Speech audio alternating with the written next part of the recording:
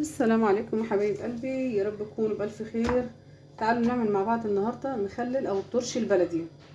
معايا هنا لفت مغسول ومتقطع نضيف جدا، معايا هنا جزر، معايا قرنبيط، معايا بنجر، معايا ملح، ميه وملح، ومعايا كمون، ومعايا قرنين شطه حمرا كده جرشهم في الخلاط. هسمي كده بسم الله. طبعا اللفت انا مقطعاه وغسلاه ونضفاه كويس جدا معاكم دلوقتي كده ما شاء الله. طبعا ده الموسم بتاعه جدا، والرمضان والافطار وسحور رمضان بيبقى طرش بلدي، بيبقى حلو قوي قوي معاكي.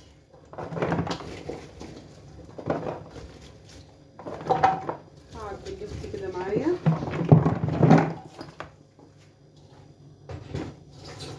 كده زي ما انتوا شايفين كده كده. بسم الله ما شاء الله لحد ما اخلص اللفت اللي انا مقطعاه كله معاكم كده. بركن البطرمان على جنب معايا، واحط اي حاجه وقعت معايا كده مش مشكله. طبعا القرنبيط انا جايباها وغسلاها ومنضفاها كويس جدا من اي حاجه فيها. بقطعها كده وردات صغيره معايا كده بالمنظر ده. بسم الله الرحمن الرحيم كده. طبعا بفصلها واقطعها وردات صغيره قوي قوي، بيبقى حلو في المخلل وفي الترشي، بيبقى طعمه حلو قوي. تشوفوا هنا كده بسم الله الرحمن الرحيم. بقطعها وردات صغننه جدا كده بالشكل اللي انتوا شايفينه ده، تبقى قطع صغننه قوي كده. احطها معايا في البطرمان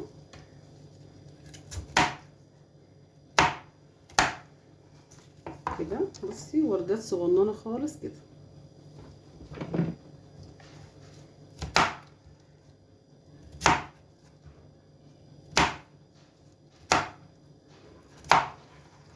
كده بالمنظر الجميل ده. واحطها كده. طبعا انا ما بسخنش ميه ولا اي حاجه خالص لاي مخلل، ولا مخلل ترشي بلدي ولا ليمون ولا اي حاجه خالص. بحط ميه عاديه خالص من الحنفيه كده. بصي هي ما شاء الله الوردات بتاعتها كلها بص صغيره كده بنفس الشكل ده. لو حته كبيره كده انا بفصصها من بعضها بالمنظر ده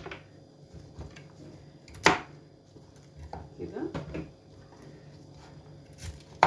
بسم الله ما شاء الله كده.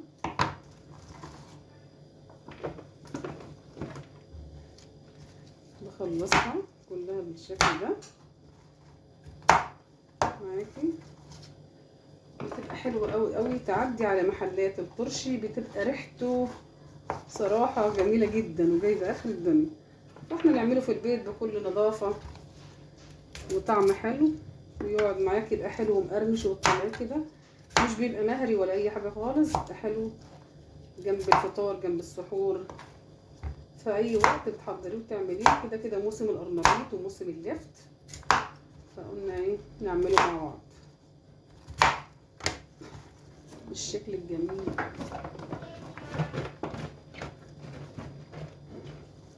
تبقى وردات كده صغننه خالص دي كده. بجيب الجزر معايا بقطعه برضو شرايح كده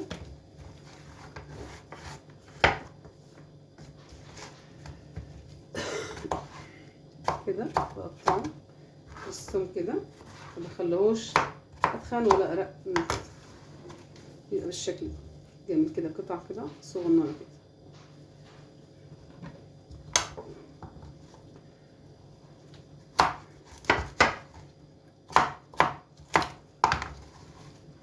كده.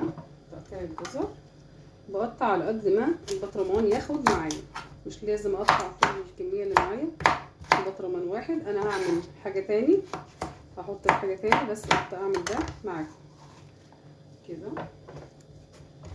بسم الله.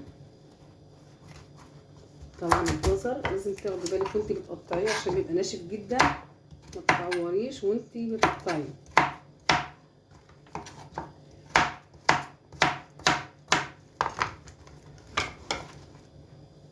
كده. واحدتين كمان.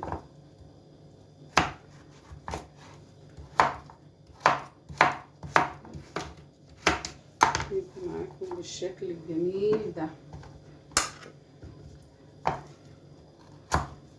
يبقى جنب اكلك، جنب سحورك، جنب فطارك، مع طبق سلطه.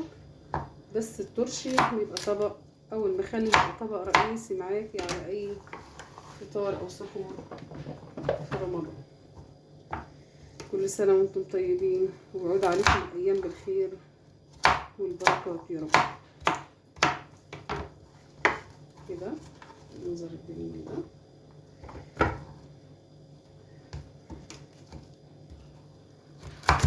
بخلي طبعا مساحه للميه معايا، بعمل حساب ميه معايا.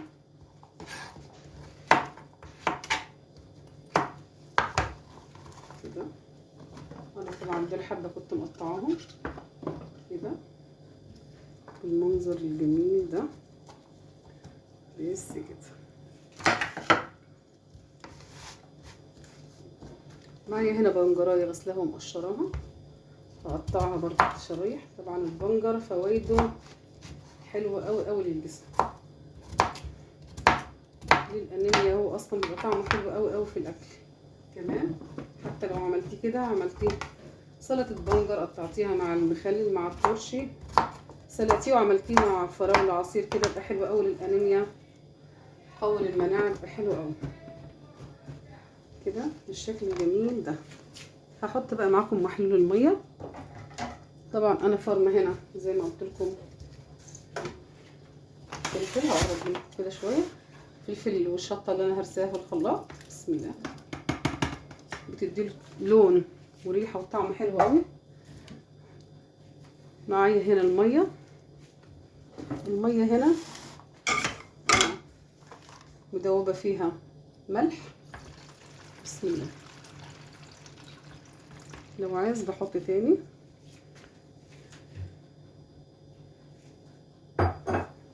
هنا كده بسم الله. مدوبه طبعا في الميه دي ملح. بحب احط حبه كمون كده في الاخر، بيدي برضو ريحه حلوه وطعم حلو قوي، مش كتير. هكمل الميه معاكم.